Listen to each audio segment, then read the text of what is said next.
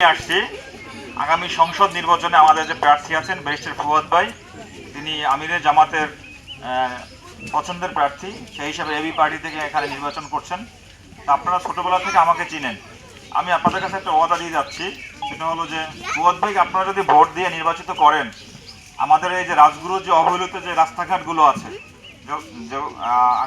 আমার ছোটবেলা থেকে আমি দেখছি যে সম্পূর্ণ রাস্তাঘাট ভাঙাচোরা।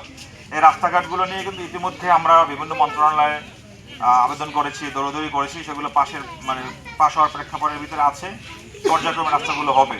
তো ভাইকে যদি আপনারা নির্বাচিত করেন, বিপুল ভোটে জয়লাভ করান, ভাই যদি এমপি নির্বাচিত হয়, আমি নিজে এই রাজগুরুর রাস্তাঘাটের দায়িত্ব নিলাম। ভাইয়ের এই 5 বছরের মধ্যে আমি যদি রাজগুরুর রাস্তাঘাটগুলো করে না দিতে পারি, আপনারা আমার বাড়িতে এসে আমাকে জবাবদিহি করবেন যে আমি আছি, এবং আমি কথা দিয়ে যাচ্ছি, আমি যদি কাজটা না করতে পারি, আপনারা আমার বাড়িতে এসে আমাকে জবাবদিহি করবেন, আমি আপনাদের কাছে জবাবদিহি করব। আপনারা শুধু একটা কাজই করবেন, 12 তারিখে ইগল মার্কা, আমাদের প্রতীক হলো ইগল প্রতীকে সবাইকে ভোট দিতে বলবেন। এবং যারা এখানে বুঝধর আছেন, ব্যালট পেপারটা কিভাবে ভাঁজ করতে হবে, কোন পদ্ধতিতে ভাঁজ করতে হবে, কোন পদ্ধতিতে ভাঁজ করলে ব্যালট পেপারটা নষ্ট হবে না, সেটা আপনারা একে অপরকে শিখিয়ে দেবেন।